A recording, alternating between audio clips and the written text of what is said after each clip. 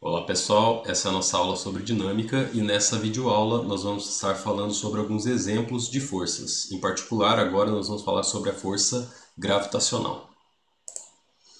Muito bem, então nós já vimos um exemplo de força que é a força peso. Quando a gente estava falando lá atrás da segunda lei de Newton, a gente chegou a citar esse exemplo, que nós sabemos que todos os corpos que caem em queda livre sobre próximo à superfície da Terra, eles caem com uma aceleração constante, que é algo em torno aí de 9,8 metros por segundo ao quadrado. E essa aceleração ela é resultado de uma força, a qual a gente chama de força peso. Mas a força peso, a origem dela é uma força gravitacional. A origem é da interação do planeta com o objeto que está caindo. Então essa força que aparece aqui, a gente aprendeu a calcular, e isso é simplesmente o produto da massa pela aceleração da gravidade. No entanto, nós ressaltamos várias vezes que essa expressão aqui, a força-peso, ela só vale para movimentos que estão próximos à superfície da Terra. Por que próximos à superfície da Terra? Porque quando eles estão próximos da superfície, a aceleração é constante. E se a aceleração é constante, então a força vai ser também constante, que é a massa vezes a aceleração. Agora, a questão que aparece aqui é o que acontece quando nós estamos falando da força peso, ou melhor, da força gravitacional, de um objeto que está longe da superfície da Terra, como aqui ilustrado na figura, por exemplo. Tem aqui o planeta e um objeto que está longe da superfície. Nesse caso, como é que a gente faz para calcular a força gravitacional entre esses dois corpos? Bom, essa força ela foi postulada, primeiramente por Newton, na lei da gravitação universal. E o que a lei da gravitação universal diz é que tudo que possui massa atrai coisas que possuem massa, Massa atrai massa. E de que maneira? Essa força gravitacional ela vai depender de propriedades aqui desse sistema. Então ela vai depender, por exemplo, da massa do objeto que está sendo atraído. Então a maçã ela está caindo aqui em direção ao planeta. Quanto maior for a massa dela, maior vai ser essa força gravitacional. Tá? Legal. Outra coisa também é que, dado a lei da ação e reação, se a Terra atrai a maçã também atrai a Terra. Então a força que esses dois objetos aqui vão sentir, elas têm a mesma intensidade pela terceira lei de Newton. Então se ela depende da massa da maçã, ela vai depender certamente também da massa da Terra. Então essas duas massas influenciam aqui nesse problema.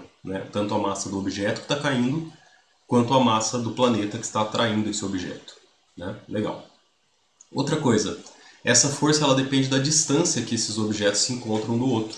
Então, quanto maior for essa distância, quando eles estão muito longe, eles vão interagir de forma mais fraca.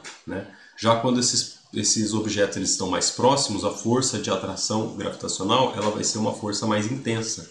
Então, ela é uma força que depende da distância, mas depende do inverso da distância. E para ser mais específico, ela depende do inverso do quadrado da distância. Então, a força ela vai depender aqui dessa distância, elevado ao quadrado, mas notem que ela é uma relação inversa, conforme aparece aqui nessa figura. Tá?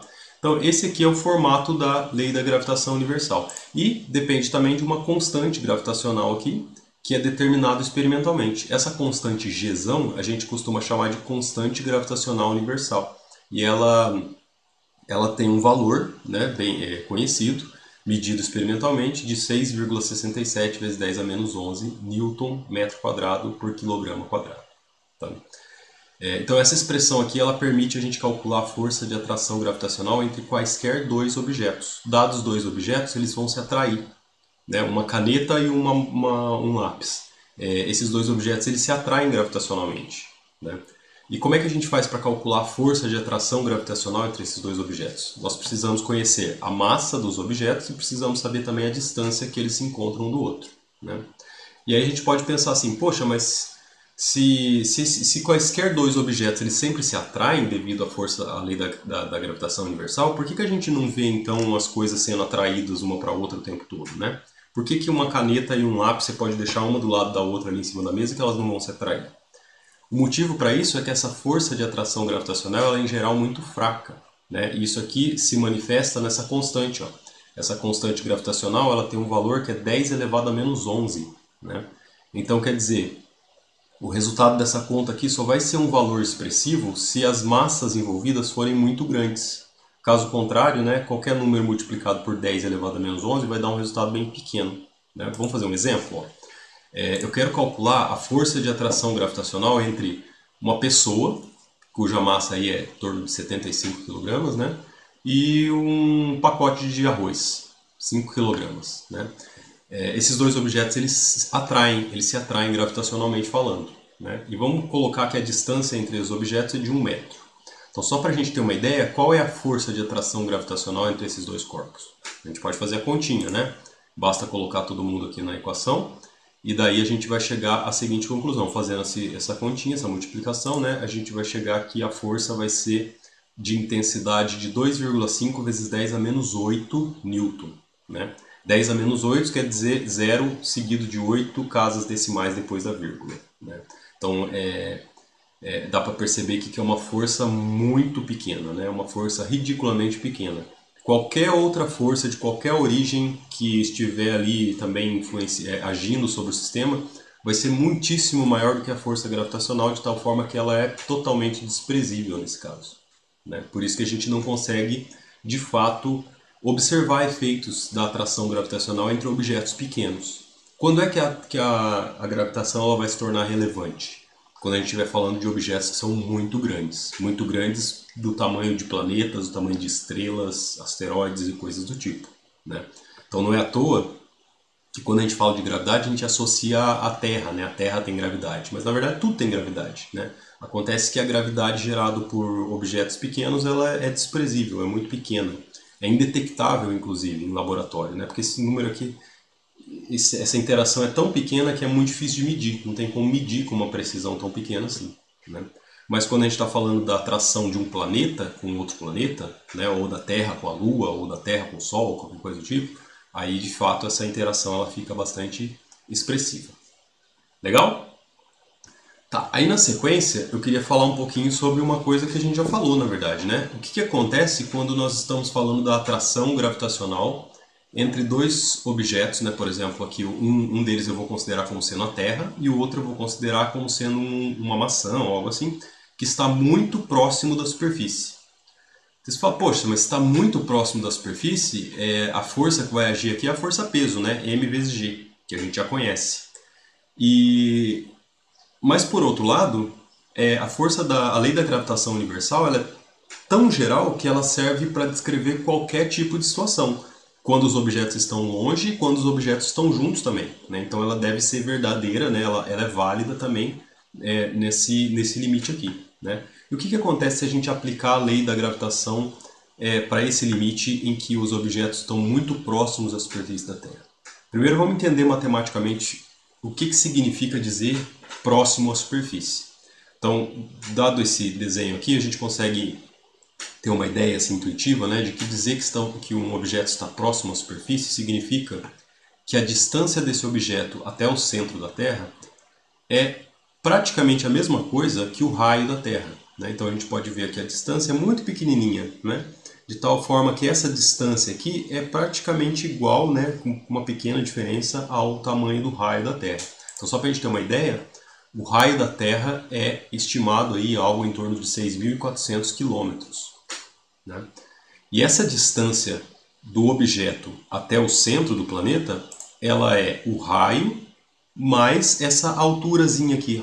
É tão pequenininha que nem cabe eu colocar o Hzinho ali pra gente ver onde é que ele está. Né? Mas essa alturazinha que está faltando aqui é o que falta para dar a distância total. Né? Então a gente vai falar que a distância total é o raio mais esse Hzinho. Então, quando eu digo que um objeto está muito próximo à superfície, significa que essa altura Hzinho é uma altura muito, muito, muito pequena quando comparado ao raio da Terra. Né? Então, eu posso dizer isso de uma outra maneira, dizer que H é muito menor do que o raio da Terra. Se o raio é algo em torno de 6.400 km, um número que é muito menor que 6.400 vai satisfazer essa condição aqui. Né? Se eu considerar, por exemplo, uma altura de 100 km, 100 km acima da superfície da Terra, a gente ainda pode considerar como sendo próximo à superfície, né? Porque 100 km comparado com 6.400 km, que é o raio, ainda assim é uma distância bem pequena. Né? 100 km é muito pouco comparado com 6.400. Então, uma altura de 100 km ainda é uma ótima aproximação para dizer que um objeto está próximo à superfície. Tá? Legal. E aí, o que que isso significa do ponto de vista de usar a lei da gravitação aqui, né?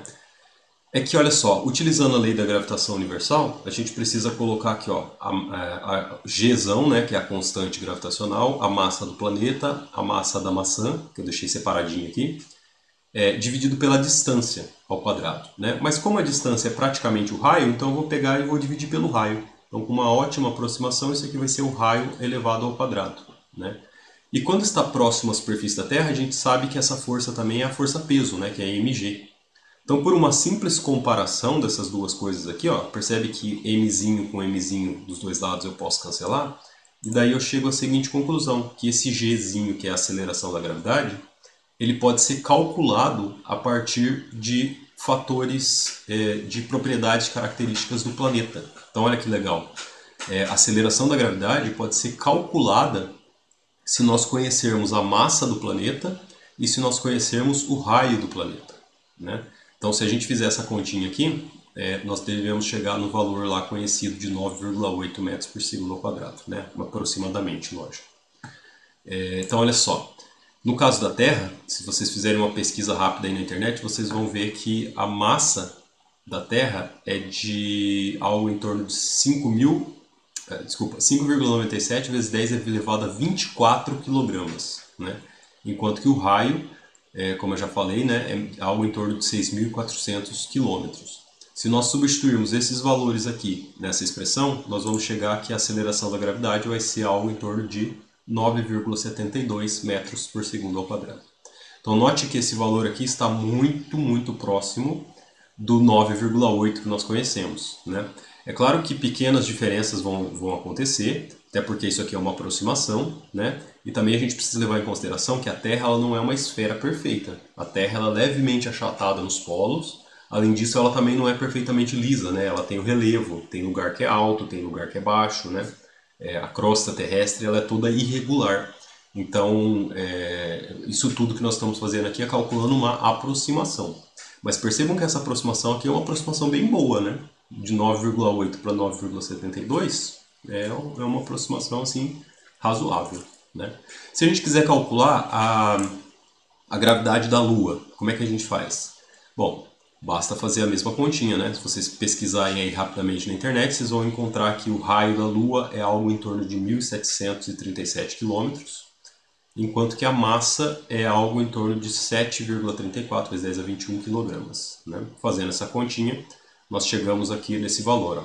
Então percebam que a aceleração da gravidade na Lua é muito menor do que a aceleração... Muito menor não, né? Mas é bastante menor do que a aceleração da gravidade terrestre, né? É algo em torno de 6 vezes menor, né? Então não é à toa que quando nós vimos aqueles vídeos de astronautas na Lua, né, colocando bandeira, aquela coisa toda, a sensação que se tem é de que as coisas na Lua são mais leves, né?